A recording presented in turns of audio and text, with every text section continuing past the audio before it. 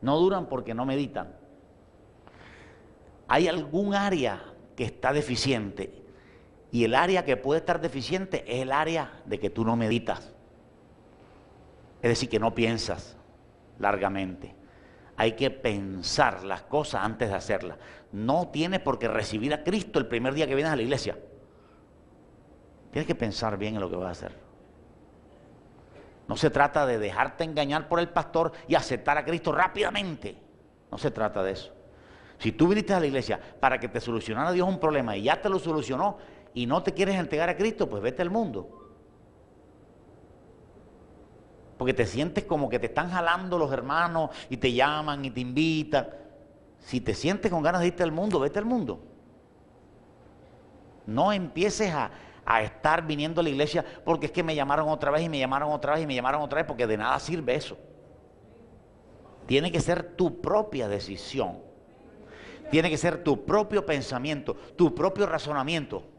O si no, aunque no entiendas, recibe a Cristo. Aunque no entiendas, dale tu corazón al Señor. Aunque no entiendas, sigue a Dios. Eso no tiene sentido. Tú tienes que entender que esto es lo mejor. Tú tienes que entender que seguir a Dios es lo mejor. Aleluya. Está bien que Dios nos dice que tenemos que cargar la cruz, pero tampoco una cosa ahí pesada, sin amor y sin ganas de llevar la cruz y sin deseo, y todo se te vuelve cansón y todo se te vuelve aburrido. La gente utiliza la meditación trascendental y utiliza el control mental y utiliza el pensamiento positivo para relajarse. Utiliza el yoga y dizque para relajar el estrés o desalojar el estrés. El estrés no se quita con nada, sino con el Espíritu de Dios. La única forma de vencer el estrés es con la palabra de Dios. Simple y llanamente, lo demás son paños tibios.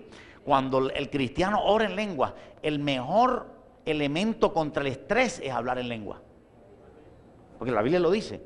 Dice, este es el refrigerio, este es el reposo, mas no quisieron oír. La iglesia no quiere oír. No quiere oír que es la lengua el mejor refrigerio, aleluya. Una dosis de lenguas. Tienes que hablar en otras lenguas. Y hablando en otras lenguas, vences el estrés. Es la mejor forma, Jesús lo dijo, la palabra lo dice. O sea, este es el reposo, este es el refrigerio, un refrigerio espiritual, un reposo espiritual. No es cuestión de meditación trascendental. Nosotros aquí tenemos que llamarle a lo malo malo.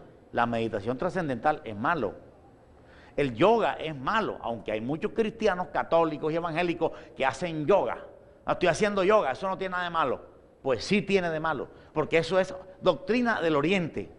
Eso no es doctrina de la palabra de Dios. Lo que la Biblia llama meditación es meditar en la palabra de Dios.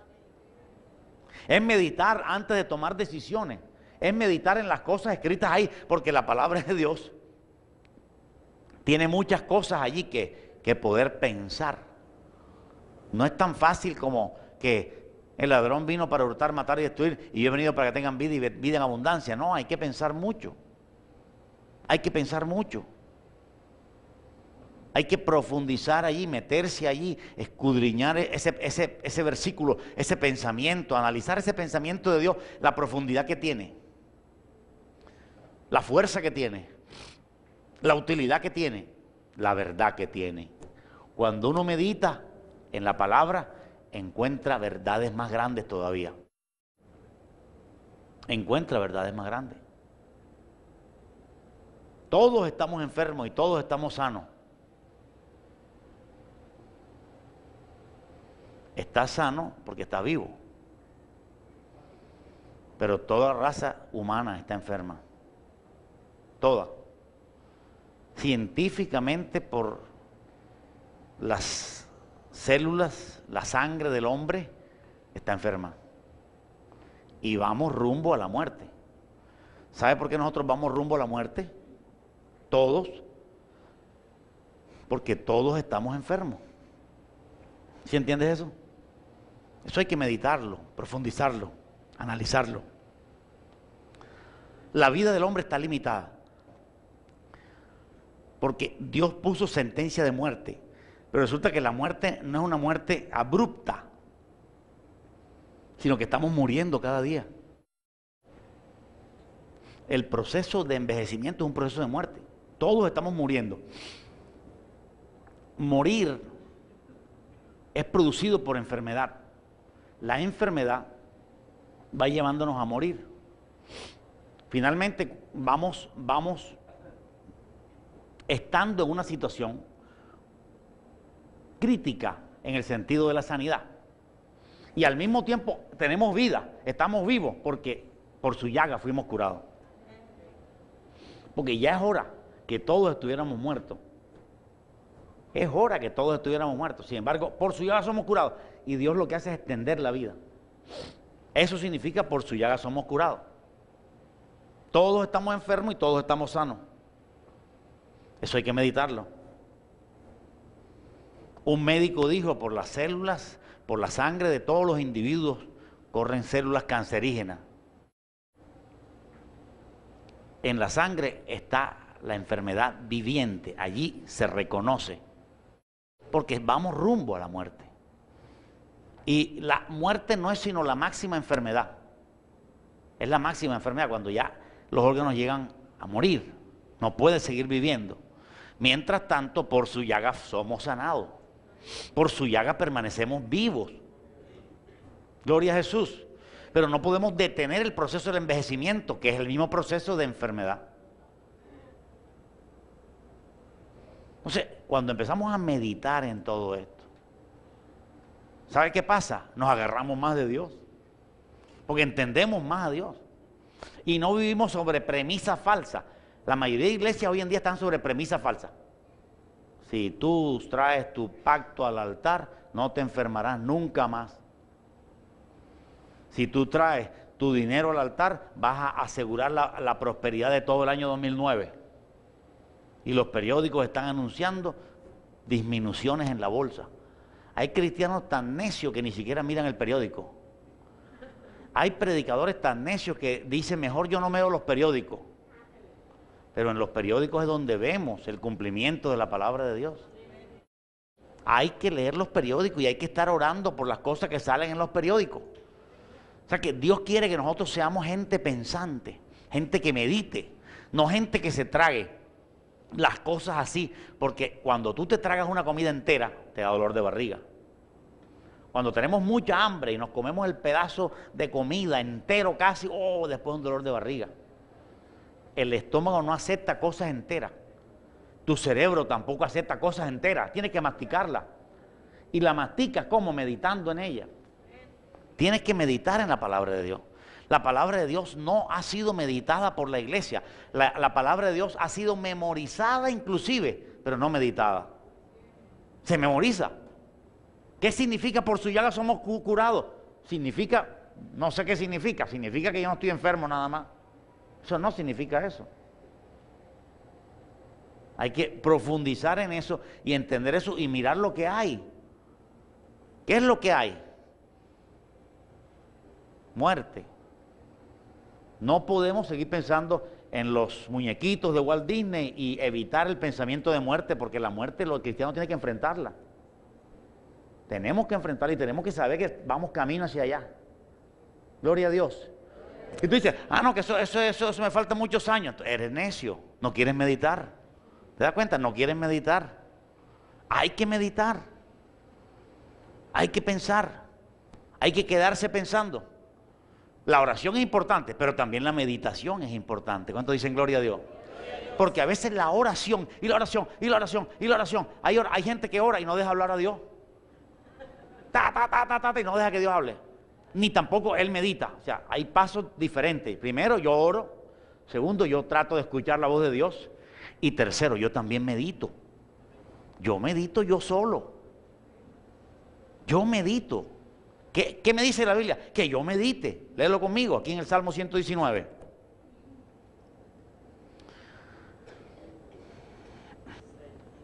El 15, en tus mandamientos meditaré. Lee conmigo Lucas 2:19.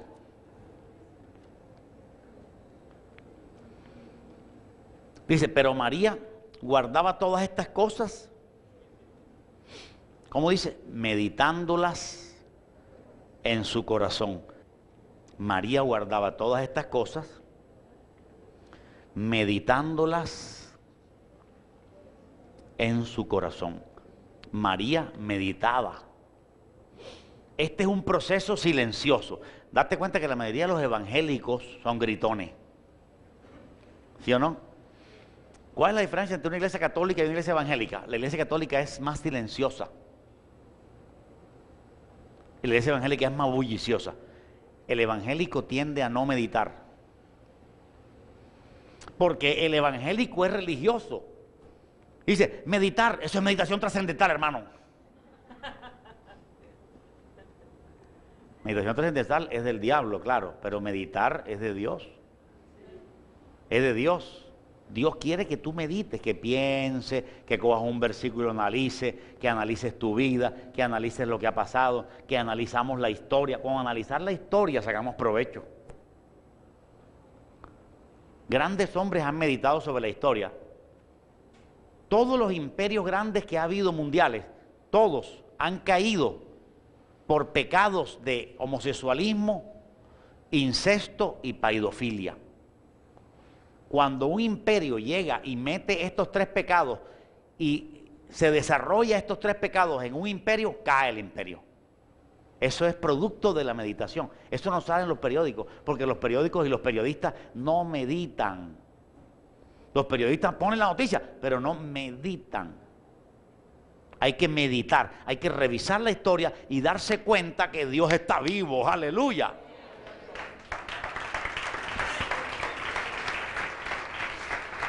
¿Sabe por qué no se da cuenta que hay un Dios? Y la mayoría de periodistas son ateos.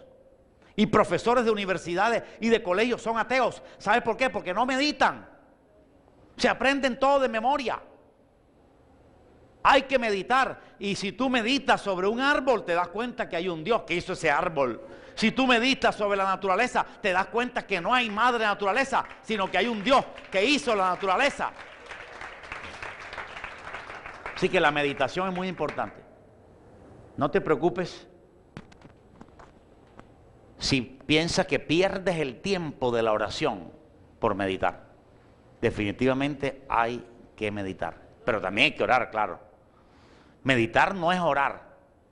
Meditar es pensar sobre un versículo, sobre tu vida, sobre qué querrá estar diciéndome Dios con esta circunstancia, sobre qué querrá decirme Dios con esta oportunidad que tengo. Meditar. Hay que meditar. La Biblia habla de que el hombre debe meditar. Y vamos a ver en qué debe meditar. Josué 1:8.